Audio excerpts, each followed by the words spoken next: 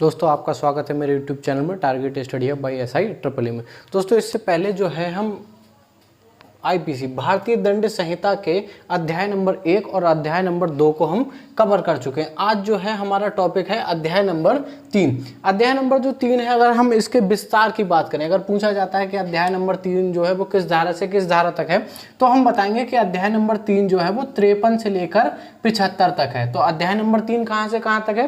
53 से लेकर 75 तक है। ये अध्याय नंबर 3 जो है वो स्पेशली दंड के विषय में, पनिशमेंट के विषय में है। ठीक है, ये हेडिंग भी आपको याद रखना है। कभी कभी सीधे सीधे क्वेश्चन पूछ लिया जाता है कि आईपीसी का कौन सा अध्याय दंड के विषय में है, तो आपको बताना होगा कौन सा अध्याय नंबर 3 किस विषय में है, दंड के विषय में। इसमें कुछ धाराएं जो काफी इंपॉर्टेंट है वो आपको याद रखनी है। सबसे इंपॉर्टेंट धारा जो है वो आपकी है धारा नंबर 53 मान के चलिए कि इस अध्याय की, या ये भी कह सकते हैं कि इस एग्जाम के लिए आपकी बहुत ही इंपॉर्टेंट धारा है। किसी ना किसी शिफ्ट में आपको ये धारा अवश्य मिल जाएगी। सबसे पहले हम देखेंगे धारा नंबर 53 के बारे में। सबसे पहले धारा नंबर 53 में क्या दिया हुआ है? दंड दिया हुआ है। इसमें बताया गया कि दंड कितने प्रकार के होंगे। तो आपको याद रखना है कि दंड कितने प्रकार के होंगे? 6 प्रकार के होंगे। अब जरा ध्यान से मेरी बात को समझना। कुछ बुक्स में 5 प्रकार दिया हुआ है, क्योंकि ये तीसरा वाला जो है वो हटा दिया गया है। लेकिन हटाने के बाद भी आपको ये याद रखना है कि जो दंड है वो कितने प्रकार के हैं? 6 प्रकार के हैं। ठीक है ना? हाँ, हटा जरूर दिया गया है, लेकिन आपको ये याद रखना है कि दंड कितने प्रकार के हैं? 6 प्रकार के। सबसे पहले अगर दंड की बात करें तो यहाँ पर दिए गए दंड का एक क्रम होगा। तो सबसे पहला अगर जो दंड है वो कौन सा है? मृत्यु दंड। सबसे बड़ा दंड कौन सा होगा? मृत्यु दंड होगा, जो हमारे यहाँ किस रूप में है? फांसी के रूप में है। ठीक है, ये भी याद रखना कि हमारे भारत में किस रूप में है? फांसी में है। ठीक है, यहाँ पर ये गलत लिख गया है। हाँ, अब फांसी के बारे में देखते हैं। ये फांसी कभी भी पागल व्यक्ति को नहीं दी जा सकती। किसे नहीं दी जाएगी? पागल व्यक्ति को। और साथ में किसे नहीं दी जाएगी? गर्भवती स्त्री को ये फांसी नहीं दी जाएगी।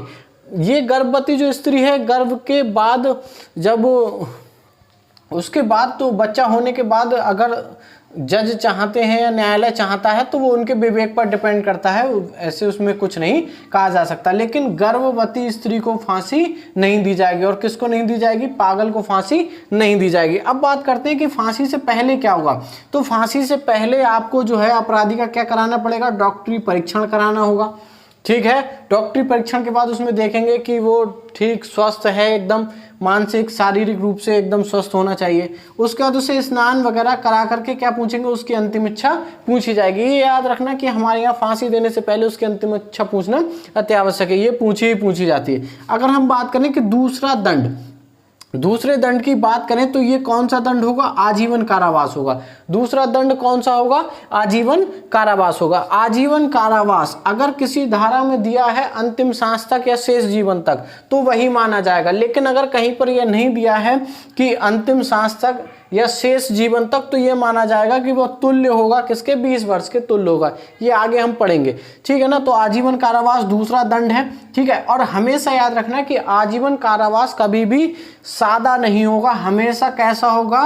कठोर होगा। हमेशा कैसा होगा? कठोर होगा। कठोर का मतलब आप समझ सकते हैं शास्त्रम, ये हम आगे पढ़ेंगे।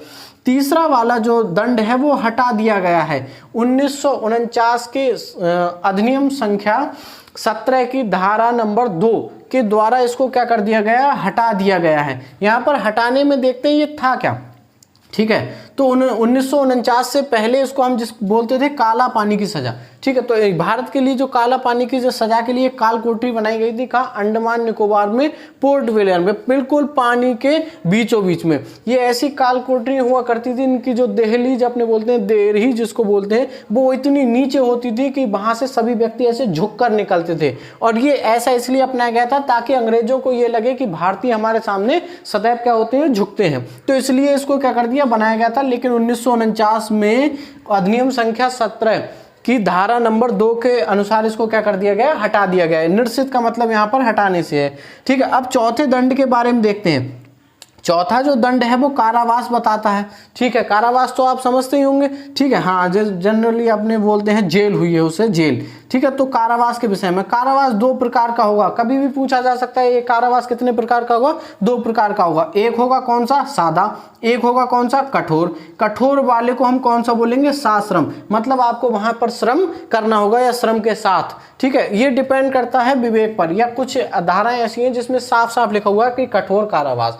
ठीक है, जहां पर लिखा है दोनों भांति का कारावास या दोनों प्रकार में से कोई भी, दोनों में से कोई एक, तो या तो सादा या फिर कठोर, ये निर्भर करता है न्यायाधीश के विवेक पर। अगर हम बात करें पांचवें दंड के विषय में, तो पांचवा दंड जो है वो संपत्ति के संप्रण का है। ठीक है, इसमें आपकी संपत्ति क्या कर दी जाती है, जब्ती कर ली जाती है। ठीक है, संपत्ति क्या कर ली जाती है, जब्त कर ली जाती है। ठीक है, अगर हम बात करें छठा दंड के विषय में, तो छठा दंड जो है वो जुर्माना बताता है। ठीक है ना, तो जुर्माने की राशि प्रत्येक धारा में उसके दंड के अनुसार, अपराध के अनुसार अलग अलग दी हुई है, ये डिपेंड करती है उस पर्टिकुलर धारा पर। अब अगर हम बात करें धारा नंबर 54, हम बात करते हैं किसकी, आईपीसी की धारा नंबर 54। तो धारा नंबर 54 ये बताती है कि अगर न्यायालय ने किसी व्यक्ति को मृत्यु दंड का दंडादेश दे दिया है तो उसका लघुकरण हो सकता है, और उसका लघुकरण कौन करेगा, समुचित सरकार उसका लघुकरण करेगी। कौन उसका लघुकरण करेगा, सवाल आता है कि धारा आईपीसी की धारा 54 के अनुसार मृत्युदंड का लघुकरण कौन कर सकता है, तो आपको याद रखना होगा कौन कर सकता है, समुचित सरकार कर सकता है। और साथ में ये भी आ सकता है कि क्या अपराधी की सहमति चाहिए, तो नहीं, अपराधी की सहमति के बिना भी जो है वो दंडादेश में क्या किया जा सकता है, लघुकरण। यहां पर यह भी पूछा जा सकता है कि मृत्युदंड के दंडादेश का लघुकरण किस रूप में किया जा सकता है, तो आपको याद रखना होगा, आपको याद रखना होगा कि आजीवन कारावास, मृत्युदंड से आजीवन कारावास में उसको लघुकृत किया जा सकता है। आगे देखते हैं, काफी इंपोर्टेंट धारा है, यहां से धारा तो नहीं लेकिन इसके बीच का जो अंदर का डाटा है वो काफी इंपोर्टेंट है कि 57 आईपीसी 57 क्या कहती है, तो आईपीसी 57 में दंडावधि जो होती है उसकी भिन्न बताई गई है। तो क्या भिन्न होंगी, यहां पर ये साफ बता दिया गया है कि आजीवन कारावास जो होगा वो अगर उस धारा में, किसी भी विशेष धारा में नहीं दिया है कि अंतिम सांस तक या शेष जीवन तक, तो ये माना जाएगा कि उसकी, हम किसकी बात कर रहे हैं, 20 वर्ष के तुल्य उसको माना जाएगा। तो जनरली आजीवन कारावास कितना माना जाएगा, 20 वर्ष के तुल्य, यानी कि 20 वर्ष के बराबर माना जाएगा। ठीक है, अब यहां पर किसी भी व्यक्ति को जब सजा होती है, ध्यान से समझना, जब किसी भी व्यक्ति को क्या होती है, सजा होती है, तो उसके साथ साथ उस पर जुर्माना भी लगाया जाता है। ठीक है ना, तो जब यहां पर जो 64 है, आईपीसी की धारा जो 64 है वो बताती है कि जुर्माना ना देने पर कारावास का दंड होगा। ठीक है, ये उन सजाओं में है जहां पर सजा के साथ साथ आपको जो है वो जुर्माना भी हुआ है। तो यहां पर अगर आप जो है वो जुर्माना नहीं देते तो आपको क्या होगा, कारावास का दंड प्राप्त होगा। यहां पर जुर्माने के अनुसार बनाया गया है कि यदि 50 रुपए तक है या 50 रुपए से अधिक जुर्माना नहीं है तो आपको 2 माह तक का कारावास होगा। यदि यहाँ पर 100 रुपए तक जुर्माना है या 100 रुपए से अधिक नहीं है तो आपको कितने वर्ष का, 4 माह तक का कारावास होगा। ठीक है, और अगर यहाँ पर 100 रुपए से अधिक है, ठीक है, यानी कि इससे ऊपर का जो भी जुर्माना होगा तो आपको 6 माह तक का कारावास होगा। ये हमेशा याद रखना है, ये मूल सजा से, ये वाला जो है सजा के साथ हुआ जुर्माना ना देने पर, ये मूल सजा से सदैव क्या होगा, अलग होगा। मतलब आपकी मूल सजा तो होगी और जुर्माना ना देने के जो एवज में जो कारावास आपको होगा वो साथ में होगा, उसको क्या कर दिया जाएगा, जोड़ दिया जाएगा। ठीक है, तो वो उससे अलग होगा। मान लीजिए कि किसी भी चीज में, किसी भी दंड के लिए 1 वर्ष का कारावास है, ठीक है, और 50 रुपए जुर्माना, आप जुर्माना नहीं देते तो 1 वर्ष वो और 2 माह ये जोड़ दिए जाएंगे, तो 1 वर्ष प्लस 2 माह आपको ये कारावास जो है वो भुगतना होगा। ठीक है, यहां पर जो 67 है वो थोड़ी सी डिफरेंट है किससे, 64 से। 67 केवल ये कहती है, आईपीसी की धारा 67, कि जुर्माना ना देने पर कारावास होगा। लेकिन ये उन धाराओं की है कि जबकि अपराध जो वो केवल किसका है, जुर्माने का है। ध्यान से समझना, यहां पर जुर्माना ना देने पर कारावास तब बताया गया है जब अपराध केवल कैसा हो, जुर्माने से दंडनीय हो। अपराध केवल किससे दंडनीय हो, जुर्माने से दंडनीय हो। तो यहां पर बताया गया तब क्या होगा, तो सेम स्थिति यही है, ये वाली 3। कि आप अगर 50 रुपए का केवल और केवल जुर्माना आप पर लगाए तो आपको 50 रुपए तक का है तो आपको जो है 2 माह तक का कारावास होगा। यदि 100 रुपए से अधिक नहीं है, मतलब 100 रुपए के अंदर है, तो आपको कितने का होगा, 4 माह का कारावास होगा। यदि 100 रुपए से अधिक के लिए है, उससे ऊपर के लिए है, तो आपको 6 माह का कारावास होगा। यहाँ पर केवल उन अपराधों के बारे में बताया गया था जिनमें केवल जुर्माना से ही दंडनीय है। अब अगर हम बात करें, आगे बढ़ते हैं धारा नंबर 71 की।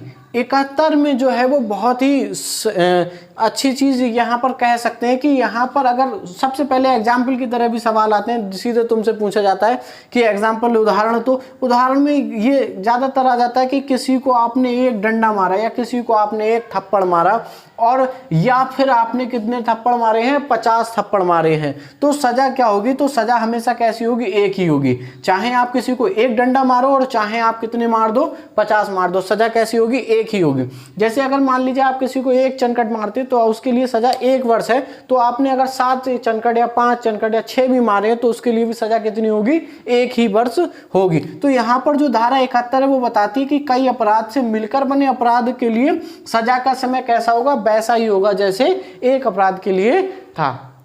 ठीक है, यहां तक हमारा जो है आईपीसी का अध्याय नंबर 3 जो है वो समाप्त हुआ है। ठीक है, अगली वीडियो में हम जो है आगे के अध्यायों को कवर करेंगे।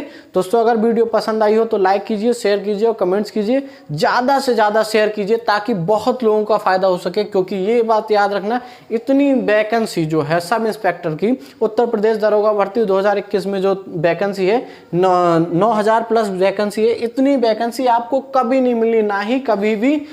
अगर आप भूत में उठाकर देखेंगे, यानी कि पीछे उठा के देखेंगे पास्ट में, तो कभी भी इतनी वैकेंसियां आपकी नहीं आई हैं जितनी कि इस बार आई हैं। आपको बस क्या करना है, मेहनत करना है, कंसंट्रेट करना है और सीधा फोकस रखना है, आपका सिलेक्शन बिल्कुल कंफर्म होगा। ठीक है, ये मेरा वादा है आपसे।